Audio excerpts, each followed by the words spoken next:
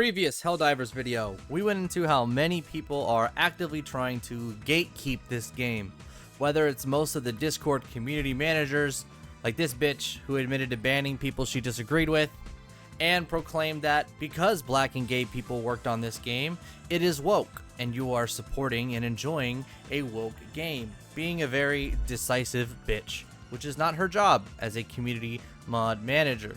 And very similar to other people on social media who probably don't even own the game or play the game much of Helldivers, because that's usually how it goes.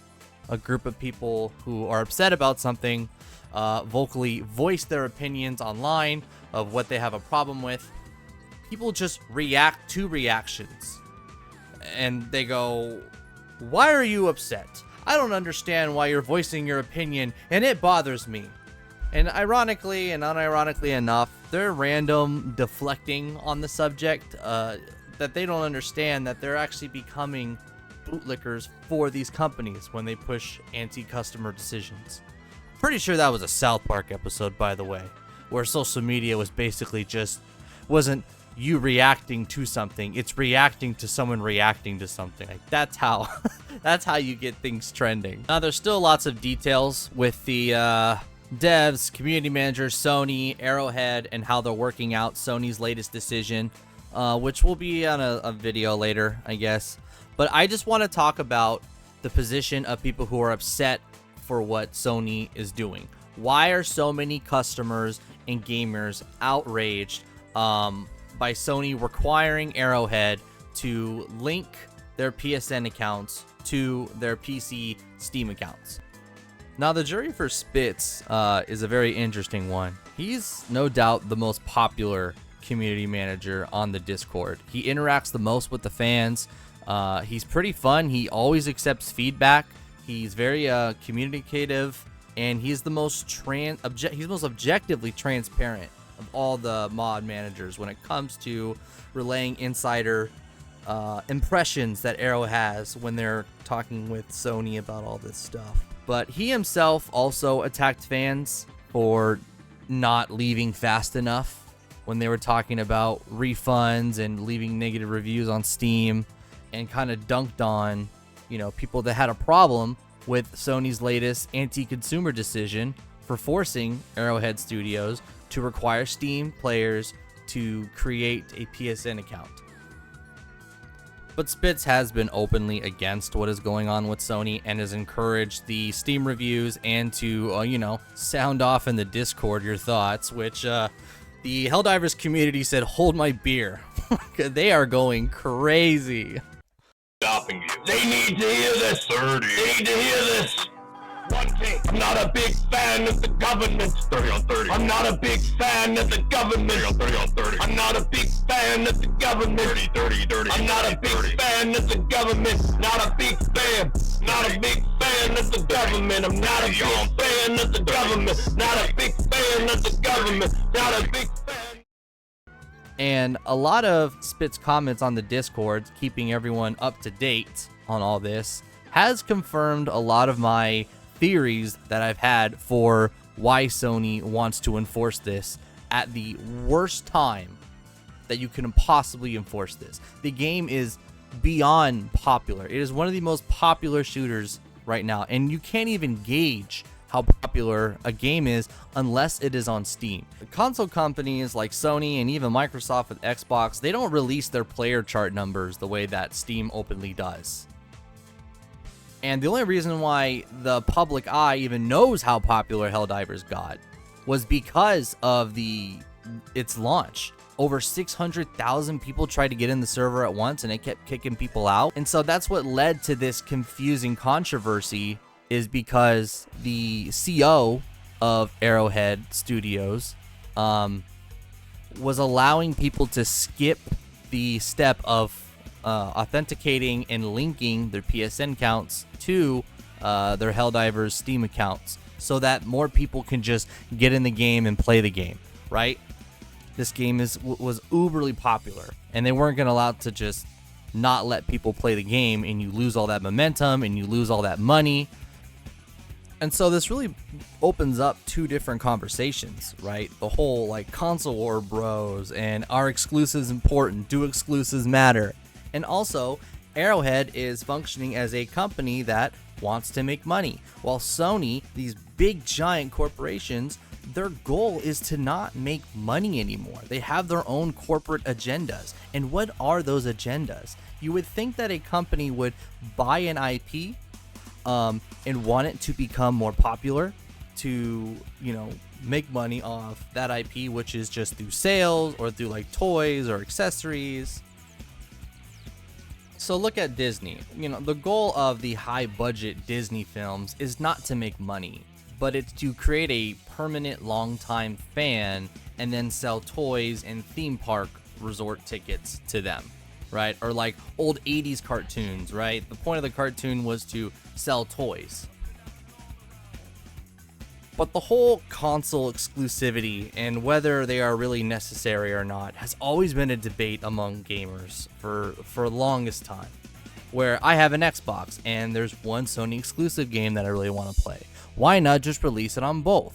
And the winning reply to this argument is always, well, if they did that, the consoles would become more expensive because the companies are relying on exclusivity sales because they sell the consoles at a loss. But with Sony and Microsoft during the PS4 and the Xbox One era, they started relying more on subscription services with their customers to maintain the profits. Especially during a generation where hardly any new games were coming in with the PS5, forcing everyone to a subscription and just repurposing free access or old remaster or re-released games to them is what's kept Sony afloat. This PS5 era has had no new games, just nothing but remasters and remakes. I didn't even get a PS5 because there were no games that I wanted to get that I couldn't already do on PC. So Sony has found a lot of success in exclusives on Steam this year. This has been a really good year for Sony. We have Helldivers 2 and Stellar Blade. Those are the two biggest and popular games that came out this year other than Palworld. Stellar Blade at this point really makes me think that the goal is backwards now with Sony, where they have these exclusives and the goal of the exclusives are to make you buy a PlayStation 5, to buy the console.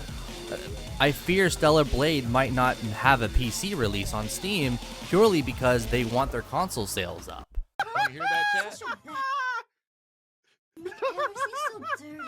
Your saliva's all over my legs. Ah, yes, mommy, yes! I'm doing dirty things with my penis. Mommy! Stop looking at me. I think these two games are the comeback that Sony definitely needed to get back in the right direction, but they deliberately could not help themselves from being anti-consumer and disrespect their customers with censorships, lies, and manipulations, and refusing to grow a partisan relationship with PC gamers. And here is why having a relationship with these PC gamers is really going to benefit Sony. Unlike consoles, Steam releases their player charts of active players at all times. And this is the easiest way to get certain games trending on social media and to gauge how popular they actually are by actually showing the player counts for them. And not only that, PC players are much more vocal online than console bros. Look at the recent Final Fantasy sales. It's apparently a flop. But a lot of fans do like the game still, but they're just not as vocal about it. And it's hard to truly gauge if it's a failure or not because it's a Sony exclusive. It's limited to just consoles, which many people played the first remake on PS4, probably don't have PS5s now. When they're on PC, they're losing a lot of customers to PC.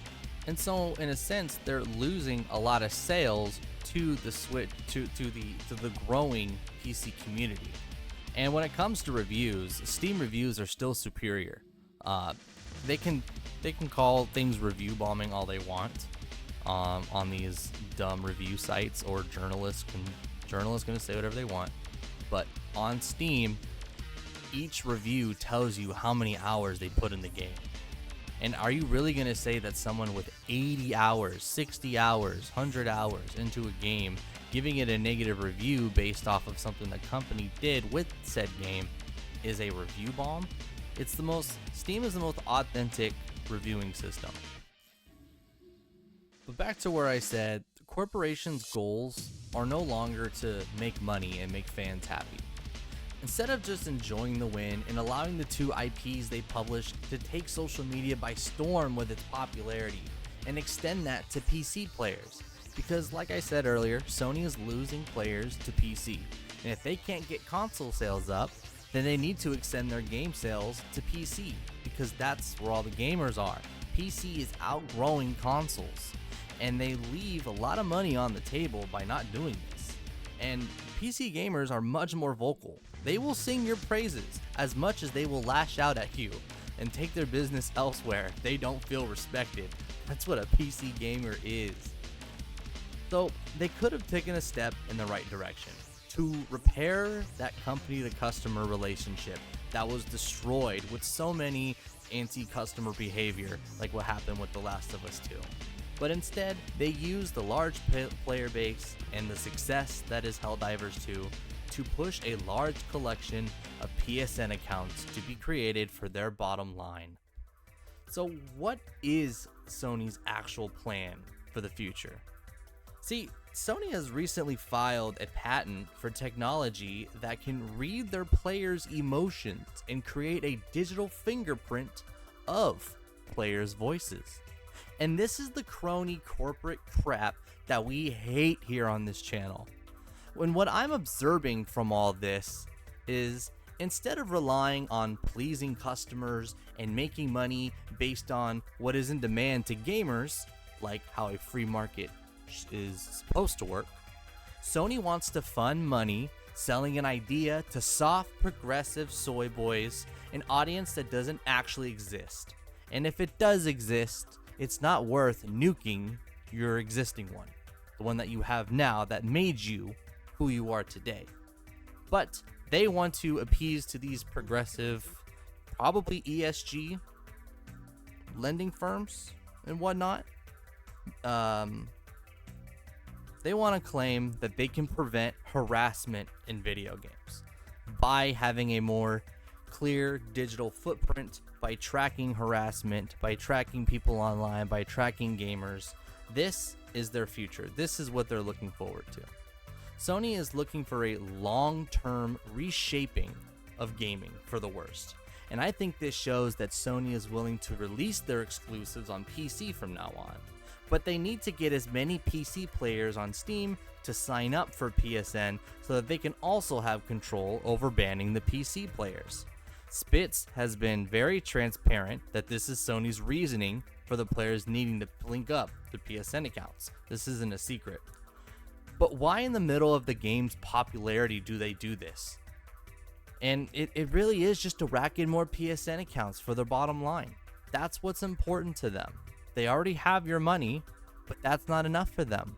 They also need your data. And yes, Ubisoft, EA, and all those other companies, they also require you to sign their launchers when you buy a game on Steam. And every PC player hates that, and they've been bitching about it. EA has seen diminished returns from the way that they treat their customers too. Their shenanigans with Battlefield 2042, with their anti-cheat and their loopholes and that stupid censorship with the scoreboard and all that crap. But I want to point out why this is different, all right? Number one, it's Sony. The lack of relationship that they have with their PC market as of now. Two, how it was implemented. Saying that it was required, but then Arrowhead allowing you to, play the game anyway without it, but then now requiring it, right?